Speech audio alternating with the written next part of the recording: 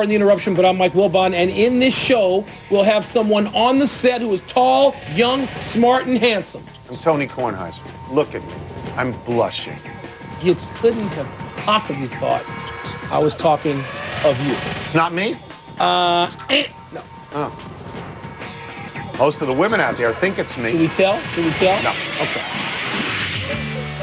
Welcome to PTI, boys and girls. In today's episode, Wilbon and I yap about the retirement of a couple of NBA stars, a proposal for dumping the Pro Bowl, and strange developments with Steve Lavin's hair. We start today with the mad rush to get out of the NBA. Curiously, both Karl Malone and Reggie Miller announced their retirements at the same time. Karl Malone is not coming back, and Reggie Miller will call it quits at the end of this season. Wilbon, both guys are going to the Hall of Fame. We know that. How much is their ultimate place diminished by not winning an NBA title? I don't find their places diminished at all. I find that guys who won like Michael and Magic and Bird and Isaiah and Dumars, I find their places elevated because they did win. But I think both of these people, Karl Malone and Reggie Miller, they're great players. I know you always say they're going to the Hall of Fame. They're going to the Hall of Fame. I don't they're find great players, but maybe this is just semantical then, because the guys who win titles are a step above the guys who don't. Yes. Because this is the one sport that and I know you work with Charles Barkley, you write books together. I love Charles Barkley. Me too. But he didn't win a title. Right. And so, because this is the one sport where one guy is expected to win the title by himself, they're not as elevated as the others. And of course, we know they're the first to say that. Yeah. But let me say this, Tony, and I spent a lot of time poking fun at Reggie Miller when they were playing against the Bulls. Should I tell the people what you wrote every day for 10 years? It wasn't 10 years, it was early on. What'd you call him? Something about a jump shooter. A prissy little jump shooter is what you called him. At the end of this career, which has been a great career. Great career. In the clutch players of the last 25 years, here's my ranking. Jordan, Bird, Stockton, Reggie Miller, and Magic. Well, Reggie Miller was so great so many times in the playoffs. I have him in a great clutch player in the last 25 years. And he got to the finals and didn't win, and Karl Malone got there three times and went to L.A. to try to win and didn't win, and he is a great player. Malone and Stockton are probably the greatest two players, teammates, to not win. Yeah. Because although West and Baylor didn't win together, West won. That's right. You know, and I'm not trying to say that these are not great players, but I'm saying that there's an aching, and there's an aching to win, and they didn't get it. And I thought that Karl might come back, but in talking to Greg Popovich when he was here in Washington earlier this week, I mean, he and Duncan were embracing. I mean, they were very welcoming to Karl. So why isn't he coming back? Well, I think to some degree, Tony, and I have not talked to Karl lately, Karl did not want it to seem as if he was only chasing a ring. But I thought Karl Malone had earned the right to do that if he wanted to. He's a great player for, 19 years, something like that? Great. There's one familiar name who is gearing up one more time to chase a championship, Alonzo Mourning. Zoe has been waived by the Toronto Raptors, to whom he never reported, and is apparently going to rejoin the Miami Heat. Miami is comfortably leading the Eastern Conference at this point, has a pair of all-stars in Shaq and Dwayne Wade, but the Heat clearly need some muscle to get past Detroit and San Antonio in the playoffs. So, Tony, how much will Zoe's return actually help Miami? How much does he have left? And how many minutes can he give it? Well, how many? I mean, he has played I think he 30 games. 15 or 18 minutes a game. Not to win a championship. You think he needs more? He's played 30 games in the last 3 years, and his illnesses are well documented. We all understand that. They've got Shaquille O'Neal and Dwayne Wade and a cast of thousands of guys, okay? What Alonzo Mourning has to do if they're going to win a championship is he's not only got to come in for Shaq, he's got to play with Shaq at some point. And I'm thinking it's got to be 30 good minutes a game. That's a lot of minutes, down the stretch. Look, in the playoffs, the best teams win because you're playing 7 times against the same team in 12 or 13 days, and a good coach will out-coach you and out-defense you. Right. So he's going to have to contribute a lot. And particularly if you look at the Detroit series, we can easily see that. I mean, you're in there against Ben Wallace. They need Zoe for some fouls and minutes. But I keep thinking 15 to 18. And they don't have to give up anything to get him. That's the other good part. I'm not saying it's a great move for Alonzo, because here's what he did. He was in New Jersey. He demanded to be traded. He got traded, and he didn't report. So it's a pretty good deal. He went straight to Miami to hang out, and now he's going to play with him. Yep. I'm going to play with him. Jason Giambi apologized profusely yesterday, but what exactly did he apologize for? He never mentioned the word steroids. In your opinion, Wilbon, did Jason Giambi have to say, I used steroids to have made yesterday's apologies meaningful? If he's not going to apologize for specifically using steroids, then why apologize? This just seemed to be another bogus celebrity apology. I'm sorry it happened. I'm sorry for what took place in my out-of-body experience. It's just a bunch of junk. I think he basically mentioned steroids, because here's what he said. No, he didn't use the word. Okay, no, he did not use the word. But what he said was, I told the truth to the grand jury. And it's been well documented what his grand jury testimony was. And then he said, I didn't read it. Oh, really? You read every word of it. Now, what he's got to do now... This is why it's a bogus apology, Tony. But he's got to not only go out and hit well, he's got to hit well early. If he's under 200 by May 10th, he ain't ever seeing a light of games again. No. Do you think he's going to hit well enough to make that as apology? You going to go 30 home runs, 35 home runs? If he is a great player, he hits right away, because he has to. Going to need to. With all the talk about Charlie Weiss and Romeo Crennel assisting Bill Belichick in New England, chances are you never heard the name Eric Mangini. But he's a defensive backs coach and the object of a triangular tug-of-war. The Patriots are ready to keep him and promote him to defensive coordinator. But so apparently are the Dolphins and Browns, who are prepared to pay in the neighborhood of $750 large. Tony, if you're Mangini, you're 34 years old, you've got 3 Super Bowl rings already, what do you do? First of all, I had not heard of Eric Mangini, but I'd heard of Chuck Mangione. I'd like to bring that name up because nobody mentions him anymore. What would I do? Well, I'd rule out Cleveland right away, because I think Cleveland has yet to hit rock bottom, which is where I think they're going. I would rule them out. That would leave me Miami, which does have a pretty good defense in place. They were number 8 in defense last year. And that would leave me New England. The problem with New England, obviously, is that if New England doesn't win the Super Bowl and you just became the defensive coordinator, that doesn't help your resume. But I think that by staying with Belichick, that Belichick's light is so bright and casts such a large shadow that that's the easiest way to get a head coaching job. Well, if this guy is that good and proves himself to be that good as some of these mentors think he is, because, by the way, what do all these guys have in common in Miami and Cleveland? They all work for Belichick. They work for Belichick. Right. So if he's that good, he'll wind up being a head coach. But I would take the bow in New England and get out and You'd go to Miami, wouldn't you? Probably. They got defensive talent already. Well, Bob, you and I have known for years that the Pro Bowl is an utter waste of time. Nobody cares about it. Now somebody with a lot more credibility on this issue than we have says the same thing. A guy I like to call, Troy Aikman, says, quote, I know Paul Tagliabue isn't going to want to hear this. Nobody wants to play in a Pro Bowl, unquote. Aikman then suggested instead of a game, a made-for-TV skills competition like Battle of the Superstars would be better. What do you think of that idea? I like it.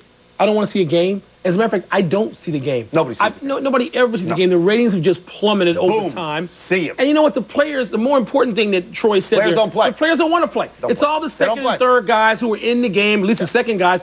Go take a team photo, make your tee times, have the skills competition, go home. Okay, but what is the skills competition? You throw the football through the Levitra tire? Yes. Is it you jump in a vat of Jell-O? Yeah. Because they're in Hawaii. They're not going to want to do anything particularly strenuous. Why is that going to work? Play a celebrity golf tournament and let's have some laughs. Okay, but televise that. Nobody's going to watch that. They show that already? Sure they do. They watch them. No, they only watch celebrity tournaments with you in them. Don't you want to see bunch of big fat linemen swinging the club? No, you want to see linemen swinging an axe. You know what you want to see? What? You know that great thing they show where the big dogs jump into the water off the pier and the dog gets the best length wins? That's what you want to see. You want to see them bring their dogs out there. But we don't want to see a Pro Bowl. Let's take a break. When we come back, ESPN Dreamboat Jay Billis tells us whether North Carolina should be considered the favorite to win it all. And later, what exactly is going on with Steve Lavin's hair? Seriously, look at it. Where's the grease? More importantly, we should have a photo of Billis posting somebody. Pardon the interruption. Presented by Guinness Draft Stout. Drink responsibly. Brilliant. So what's this about our Guinness again? I've discovered that Guinness Draft has only 125 calories. Only 125 calories? Brilliant! What else have you been up to? I've invented this little book. It's black. You put women's phone numbers in it. A little black book? Brilliant! Come here often. You can also use it as a coaster. A coaster? Brilliant! Brilliant! Guinness Draft has only 125 calories. Enjoy it responsibly. Brilliant!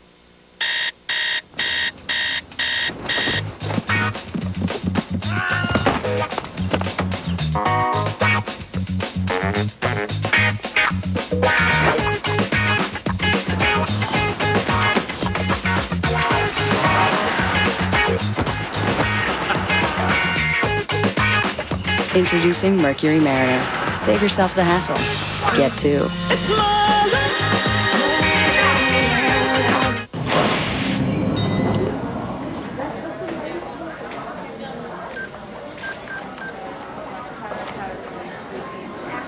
How's that feel?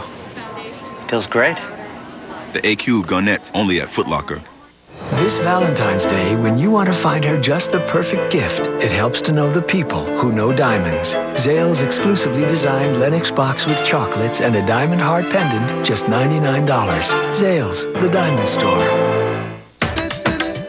Life doesn't stand still, and neither do we. That's why you trust Lowe's for appliances. Not because Lowe's has the most innovative or the largest selection in stock, or because you can have it today, delivered tomorrow, and the old one hauled away free, or because Lowe's promises low prices every day guaranteed, which you know we do. You see, at Lowe's, improving home improvement never ends. Use your Lowe's card and pay nothing for 12 months on major appliance purchases of $299 or more. Tonight on ESPN, it's NBA Friday Coast to Coast. First, Kia NBA Shoot-Around. Then, Super Softs go head-to-head. LeBron versus Carmelo. Followed by the Mavericks and Kings. On ESPN2, a high school basketball showcase. Oak Hill battles St. Patrick's. And at 9, Layla Ali takes the ring in the Friday Night Fights main event. It's all on ESPN and ESPN2 tonight.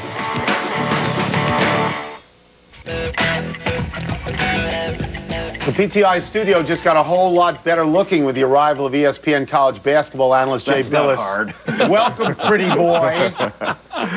Duke beat UNC this week at Duke. Could they do the same on a neutral court? They could, but it would be awfully difficult. I think Duke had everything go right for them. They caught North Carolina at a really good time, and they defended really well. But I don't think you can count on forcing 23 turnovers against North Carolina every time. I thought Carolina played awfully well defensively. They just didn't back it up with good offensive play, and I think they're a much better team than they showed. Do you think, as a lot of people do, that right now North Carolina is the best team in the country? I don't know about right now. I think that Illinois might beat them right now, simply because Illinois is an older veteran team, and they're mentally tough.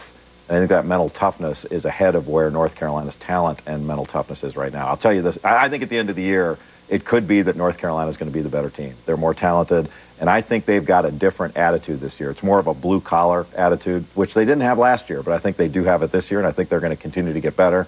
And by the end of the year, they're not only going to be the most explosive team, which they are now, I think they could very well be the best team. If North Carolina or Duke or Kansas was undefeated at this point of the season, Jay, people would be going crazy. The team would be celebrated to be on the cover of everything. Illinois doesn't get that, even though they're in the Big Ten. Why is that? I think because they're not physically imposing. I think you look at Illinois in warm-ups, and you can poke holes in them, and D. Brown's small, and everybody picks on James Augustine. He could start for any team in the country. I mean, he's a really good player, but they don't scare you. But then they get out on the floor and they play the right way. And I've told some people that, it's become cliche to say they make the extra pass. They make the right pass. And they're the perfect team to have basketball like hockey, where the pass that leads to the assist should be an assist too, because they do that better than anybody I've seen in college basketball this year. They make the pass to get it into the right place to make the post feed or the assist better than anybody. But do you think that there's any sort of prejudice against Big Ten teams in comparison to, say, ACC teams? Aren't the ACC teams a lot more glamorous in our minds than the Big Ten teams? I think there has been, bias is the wrong word, but there's been a predisposition to say that the ACC is by far the best league in the country. And it is. I think it's the best league this year. But it's a lot closer than we've given it credit for. Now we get to the fun part of the show. There's a fun part to the show. Wilbon says that Georgia Tech. Wilbon said Georgia Tech, best team in the country. Georgia Tech, number one. Georgia Tech is great. I did. Georgia Tech, where are they now? Not in the top 25. What happened to Georgia Tech? B.J. Elder got hurt. I mean, that's the primary thing. In the Kansas game, he pulls a hamstring going in on a fast break layup. And it's that fragile, one guy? Yes, it is that fragile. It's that fragile. It would be that fragile for North Carolina. Raymond Felton was lost for the first game for a ridiculous ineligibility. Somebody hung an L on him. A basketball player playing basketball during the summertime. Can you believe it? But they lose to Santa Clara. Now, hands up all those who think Santa Clara is better than North Carolina. It happens, but it is that fragile. We only got like 3 weeks left in the regular college basketball season. Who are your number one seeds right now, Jay? Because we are getting to the point where a loss knocks a team out of number one seeding potential permanently. Who would be your four? I would say Illinois, Kansas, North Carolina, and Wake Forest right now. Boston College has not played the kind of schedule that Kansas has played. You would have to put Kentucky up near that group as well because they've only lost to North Carolina and to Kansas. They lost that game at home. And they really defend. You can say, well, they don't really score. They defend and they rebound. But I'd go with those four. I think those are the four best teams, too. Are you keeping Duke out of this because you want to lower the bar because you're a Duke grad? Is that essentially what you're doing? He does this in Northwestern all the time. And look how well it's worked. Yeah, it's all a big conspiracy. I think Duke has done extraordinarily well given all the problems that they've had injury-wise.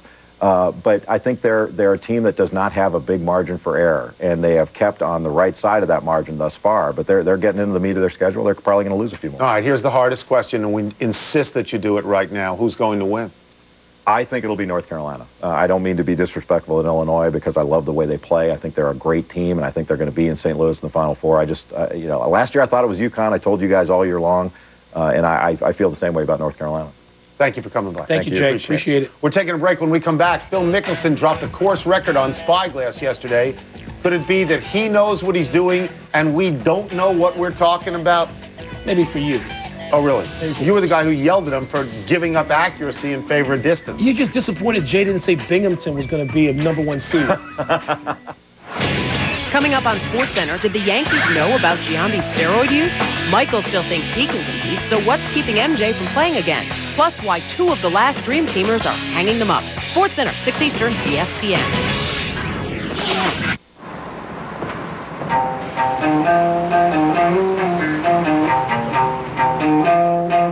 Wow! Have a love. Oh, baby, we'll travel. Have a love. Oh, baby, we'll travel. The entirely new LR3 by Land Rover. There's a destination for everyone.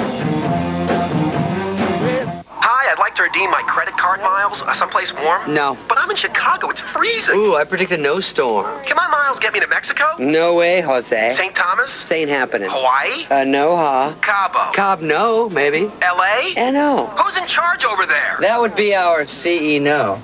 Go from no to no hassle with Capital One No Hassle Rewards. There's no blackout dates on any airline anytime. 9. What? Niet. But no. I'm calling Capital One. Nunca. What's in your wallet?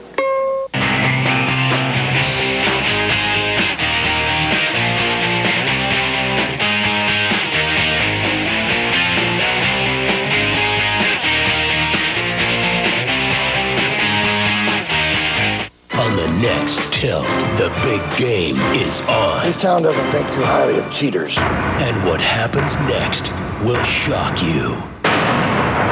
Tilt, Thursday at 9 p.m. on ESPN. Presented by... Let's play toss-up, or as I like to call it, Tony time. Let's get the first one from the producer over the loudspeaker. Toss up, who'll have the better year, Phil or Tiger? I'm tempted to say Phil. He has thrown caution to the winds. It seems to work for him. He threw a 60 last week, and he won the FBR Open. He got a course record 62 at Spyglass the other day. But you know what? I'm going with Tiger, and I'll tell you what. Why? I'm going with Tiger because the first year in a bunch of years, the Tiger has real motivation, and I think that's scary for other players. Yeah, they both already have won, but here's where I'm going with Tiger. 6 tournaments to 3 at the end of the year. Each one, I think, will win a major. Because Phil's going back to being Long John Silver. The fascination. But it's working. It's working now. Yes. Okay. The tougher the tournament, the more inclusive the fields. What happens? The pressure gets cranked up, and those drives start going, being a little errant. But what if it works now? Then and if what it he works, gets in he's the going to zone? prove me wrong. Right. And I'll happily sit here and say, Phil, I was wrong. But I'm going with Tiger. They'll both win a lot. I think they'll both win a major. What's next? Toss up, more likely to be on a new team next season, Randy or Freddie? Freddie Mitchell, I love you, but I can't see you being an Eagle again after what you said about Donovan McNabb and Terrell Owens. Now, my problem with Freddie is he's only averaging 22 catches a year for 4 years. So if he leaves the Eagles, nobody may want him. Have you seen the Bears receivers? Well, they don't average 20 receptions every other year. Everybody wants Randy Moss, but the question is, are the Vikings among those people that want Randy Moss? Yeah. So I am going to say that Randy stays and Freddie goes and latches on somewhere. We're going to agree. I want to say both of them will go, but here's the problem with Moss potentially leaving. Other teams have to give up enough for the Vikings to say, he's a great player. Here's Randy Moss. That's right. We both think Freddie, by the way, you and Freddie are sort of alike. You're talking all that junk before toss-up all the time. Before the game, you're in my grill, you're talking all your stuff. But yet, you get the beat down. You and Freddie gone. Gone. What are you talking What's about? next? Toss up which Pro Bowl starter will win a Super Bowl first, Peyton Manning or Donovan McNabb? It's an easier road to the Super Bowl for Philadelphia through the NFC. The problem with the Colts is they can't beat the Patriots.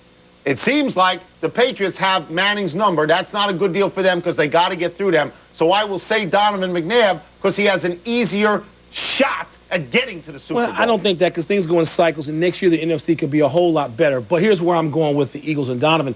Because of the progression. We have seen them get through now the NFC title game. They're a step ahead. I think ultimately McNabb and Manning will both win a Super Bowl, at least one. But right now, Donovan's a little more further ahead. Why, Tony? The defense, even though it didn't play particularly well so you don't in the worry. Super Bowl, the defense is better than Donovan's. You don't worry like in dodgeball where the girl says, I'm just throwing up in my mouth now. You don't worry that this is a problem. He's throwing up. You're saying that Donovan is a choke now, huh? We both picked the same guy 3 in a row. Next. Toss up more likely to get their first championship this season, Bill Self or Roy Williams? Let me be declarative on this one, Roy Williams. This reflects, of course, my East Coast bias. I watch the ACC more. You know, I'm more familiar with those teams. And I just think it would be a terribly cruel irony if the year that Kansas won it, Roy Williams wasn't there. This may be with my heart. I am going with Roy Williams. I think this year for the ACC, we're going to agree again, it's like 1985 for the Big East. I think you're going to see 2. I said 3. You said 3 ACC. See, we do agree. And I'm from the Midwest. And I like Bill Self, who once coached in the state, which I grew up in. Coached in Illinois. But I think this is the year that Carolina breaks through and Roy Williams is coaching that team. They are loaded. You got guys coming off the bench. You have agreed with me 4 out of 4 times. Now you're seeing the light. If you can't beat them, join them. That's what you're joining doing. me, Next. pal. Last one, toss up. How do you like your Lavin? Slick back or blown out? I heard a story that Lavin went on TV and talking about why he started blow drying his hair because he said he got tired of swimming in the ocean and seeing dolphins turn up dead because of the oil spills he left from his greased back hair. But I'll tell you this. Funny line. And I don't have any hair, but that hair with the blown out hair, that looks like a wig. I prefer him with the slicked back hair. Coach Lavin, I got a sister on Georgia Avenue, the district, right across from Howard University, who braided up for you. Cornrow it up nice. Get that Goodyear tire Rip Hamilton thing going if you want to. He's got enough hair to do it. I say cornrow it. Braid it up, baby. That's it. Tell your friends and neighbors how I did it again, regardless of what Wilbon says. Let's take a final break, but please come back because we've got some thoughts to share on Braun and Mello. Again? Kurt Schilling's bloody sock and Mr. Burt Reynolds. Mr. Burt. Mr. Burt. Sounds like a pimp name, doesn't it? Yeah, it does. Mr. Burt. Yeah. It's a good look for him, too, don't you think? How does the bottle work again? Well, I fill it with authentic Guinness Draught. Yes. So we can walk outside. Yes. Go down to the glen. Yes. And drink it. Drink beer at a picnic. Brilliant. What will you think of next? You know the way you call your mum? Yes. Well, I've created a device that lets you talk to her. Brilliant. Brilliant. Brilliant. Guinness Draft, straight from the bottle. Enjoy it everywhere. Brilliant.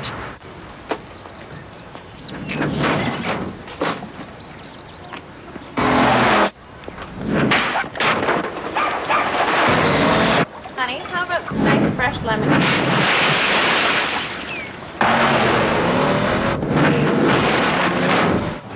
The 500 horsepower Dodge Ram SRT10. Hi, Ryan.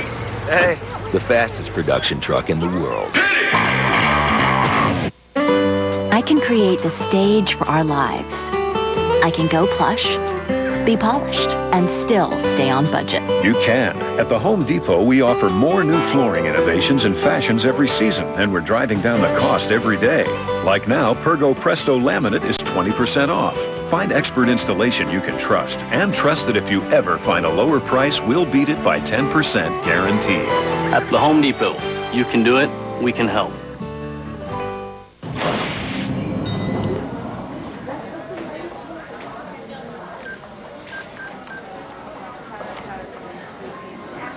How's that feel? Feels great. The AQ Gunette, only at Foot Locker. Could you use $25,000? Who couldn't, right? What if it costs as little as $187 a month? Well, if you own your home, you can do it, even with poor credit. Just call me, the Yes Man. It's my job to say yes. You've got the green light. Poor credit's okay. And you can get the money in as little as 7 days. If you're a homeowner, I'm ready to say yes. 866-66 faster. You've got the green light. From the network that brought you Desperate Housewives and Lost. This guy almost got you killed. He stopped me from getting killed. The next drama that will have everyone talking. Blind Justice premieres Tuesday, March 8th only on ABC. Coming up on SportsCenter, did the Yankees know about Giambi's steroid use? Michael still thinks he can compete, so what's keeping MJ from playing again? Plus, why 2 of the last Dream Teamers are hanging them up. SportsCenter, 6 Eastern, ESPN. Pardon the interruption. Presented by Guinness Draft Stout. Drink responsibly. Brilliant. And in part by Dodge. You can take life as it comes, or you can grab life by the horns. Dodge. There's 2 minutes left in this joint. Happy 69th birthday, Burt Reynolds. Reynolds is the former defensive back for the Florida State Seminoles, who found fame and fortune as a Hollywood actor, and now seems to be following Joan Rivers down the path of multiple cosmetic surgical procedures. Burt last seen during the Super Bowl doing an ad for FedEx. Dinah Shore, Sally Field, Lonnie Anderson. Who you got of the Burt Reynolds I got Babe Sally Club? Field. I got Sally Field. Happy anniversary, Buster Douglas. On this day 15 years ago, as a 42-1 underdog, he shocked the world by knocking out Mike Tyson in Tokyo, Japan. Tyson was 37-0 going into that fight. The last place anyone expected to see him was crawling on all fours looking for his mouthpiece. Yeah, but Buster Douglas needed a brassiere by the time he fought Evander Holyfield. He was a low. Gave it right back. When he came for his next fight. Gave it right back.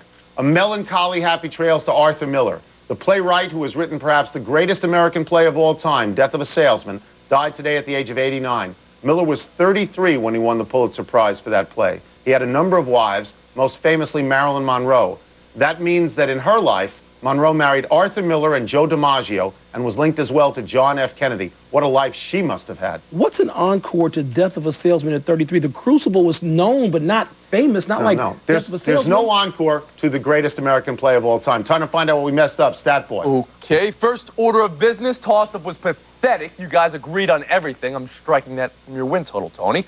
Alonzo Mourning, 25 minutes a game with the Nets this year, so he may give you what Wilbon said, 18, 20, 22 minutes a game. I said he needs to give 30. Well, you may have been wrong, though, because he averaged 25 earlier this year. Malone, 19 years in the league, as Wilbon said, and Tony, you're right. Nobody talks about Chuck Mangione anymore. Nobody talks about any flugelhorn player. And more's the pity. We're running out of show. Let's go to the big finish. Let's do it. The NHL's top lawyer says we're done.